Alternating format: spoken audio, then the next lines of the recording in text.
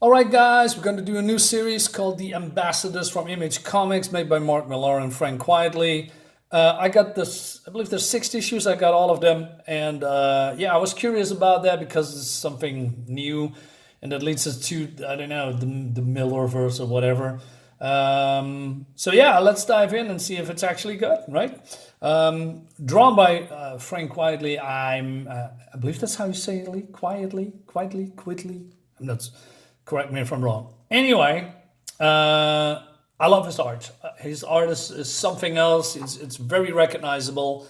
If you see his art, you immediately know that it's his. He has a very unusual style, and I loved every second of it. And he can draw details perfectly. So it seems this is in Mexico, 1986, and this guy is cleaning and all that stuff, and then it seems that this creature is drinking, I don't know, the liquor of this vending machine. And he says, Pedro, come here. You got to see this. But then a car is coming, or a truck, and this creature is doing something, and then... Cool. He is lifting the car up, and it looks very impressive, right? So he has probably telekinetic powers, I guess. So then, I don't know, some guy from the X-Files comes and he says, hey, don't worry, sir, we take it from here. Your friends have missed you back in Scotland, Jamie. They're scared you're hurt, maybe even worse. I got a bag of Skittles in there, but I'm going to share them. But I'm only going to share them if you put the truck down nicely and quietly. And gently, I mean. Would you like to go back in your big orange pen and we'll play your favorite Simple Minds album? So he's using, I don't know, his Terminator vision or something, and it says that do not harm him, and he's also questioning a little bit. So yeah, I don't know what that's all about, but we're gonna figure it out. Meanwhile, we have a couple of people in a plane, and one of them saw something, some kind of a city. So they are circling back and all that, to see what's going on. But it's so this woman says, the pilot, she says maybe it's a government facility. The Chinese and the Russians have been buying up tundra. Maybe something they just haven't told us about. So they are turning back and they see this gorgeous futuristic city in the Arctic. Looks great. But then, so this guy says, my God. So we see something, man or woman. And then, I don't know, the engine is going out and they are falling and nobody knows what's going on. So they're going into a nosedive through the ice crust and then into the ice cold water, only to wake up in some kind of a chamber. And this old man says, who are you people? Where am I? Take it easy, man. These guys have been looking after yours really well. Believe it or not, we're on a boat to China. I don't understand. What happened to the plane? You want to see something weird? Says this, I believe the pilot. So they are going to China. She says, what happened? This is the plane? She says, we don't know. Basically, it's on the tip of the tongue, but somehow they forgot. I'm wondering. So, meanwhile, in Washington, so a couple of important people seeing Operation Blue Sky on the screen. And so this is more like a propaganda for the Russians, because they're in some kind of a superpowered arm race, and they want to scare off the Russians by showcasing this fake actor daily, so that the Russians think that, oh no, that the Americans actually have found a way to give people superpowers. But the practical effects at the time was pretty poor, so they didn't do it, right? And they also talk about the Bonzo program, who was named after President Reagan, old movie co-star. Bad time for Bonzo. I love this picture. And what happened to the little boy? Probably one of the actors, I guess. I know his evolution was messed up in some kind of a post-human. Was it a heart attack? Right? So the guy, the president, says, well, he never lived to past age, to his 8th birthday. What about the actor in the old superhero costume? What always happens to actors in Black Ops, unfortunately. So this guy says, hey, why open this old files? Why are we here?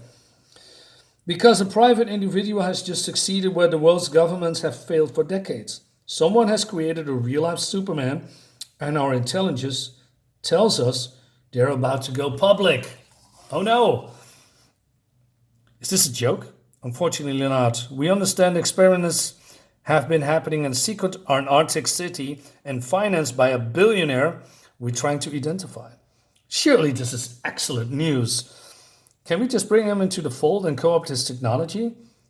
This guy's done us a favor, and he's bringing America's defense program into the 21st century. Well, first of all, he is a she, sir. And secondly, she isn't American. Oh no! That's not good. That's not good. So somewhere in, I believe, Korea, I guess, South Korea, a couple of people are waiting for a show to happen. And the one that's giving the show is a controversial somebody, and it's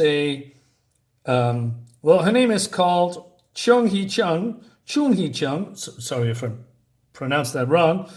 And she is the world's leading authority on bioengineering and artificial intelligence. So this guy says, maybe this is the press, I'm guessing. Isn't Dr. Chung in prison for fraud? Well, that's a good question. So what happens is, well, I guess it explains the no-show. Actually, I just prefer to make an entrance, sir. So this woman is phasing through the screen, and she's just floating in the air. People are panicking, right? I'm afraid the movie said it wrong. The superhero doesn't start in New York or Gotham City. It starts out here, on the other side of the world. Would you all please calm down? Nobody's in danger. I spent my life trying to make this happen, and you're really taking the shine of it. How are you doing this? Is this a trick? And aren't you supposed to be in jail? Well, and then she says, well, I am in jail. Only she has an upgrade, and this is not her real body, but it was created to, present herself into the outside world. While she is doing, I don't know, having a stream in prison, right? And she says, when I'm done with it, I downloaded every information in Body 2.0. I'm not sure how she's doing that, but probably through science, I guess. You see, my ex-husband and I devoted our lives creating a post-human alternative. I want to bring a little light to the world. He just wanted to sell it to the government and the super rich. Well, it's not really a bad idea, I guess, if you want to get super rich, right? For Jing Sung, it was always about making money and why he framed me and disappeared with my papers. Sadly for him, his research stalled, and I am the one who had the breakthrough in the end. So, and then, I don't know, the prison guard says, hey, she's streaming. You need to take action now, right? But then she's still talking in, I don't know, this building. So he's running to her chamber, prison cell. And then she's speaking directly to her ex-husband, who was, I don't know, also a scientist, doctor, I think. I did it, Jin. I finally cracked it. And as weird as it feels to give up my old body, it's the only way to escape this 80-year sentence you terrible lies condemned me to. The old me was going to rot in jail, but the new Chun Hee is going to put your company into the ground. Don't fuck with the world's smartest woman and walk away with your balls intact. Okay. All right, so this guy's supposedly be a bad guy, right? And then she's blowing her brains out. And what do you think, Jing Sun? Same old Chun Hee, still a goddamn drama king. He's not really impressed that his ex-wife is blowing her brains out or whatnot. But meanwhile, she's still alive somehow. Now, before this goes all Park Chan-wook, is this a movie reference I don't get? Probably. Allow me to lighten the mood, because I'm not here just to exact my revenge. I'm telling you about the competition. So instead of, her selling this all stuff to the highest bidder, she wants to do it the opposite, right? She has more like an altruistic, is that how you say it, motive. She wants to give these powers to the most deserving. You don't have to be a millionaire or, look good in spandex or lycra. She says she wants to find the most altruistic people to be ambassadors for each of their individual countries. So she says, I'm going to be a Willy Wonka. And instead of, giving chocolate and sugar, you getting superpowers. So, and then here in Washington, in White House, is it in Washington? Right. Sorry, my topography is not really that good. So let me get this straight, says the president, I guess. She isn't giving this to the military. She isn't trying to make money. You only have to be nice. That's about the size of it, sir. Terrifying. Wow. Really? So and then we go to South Africa.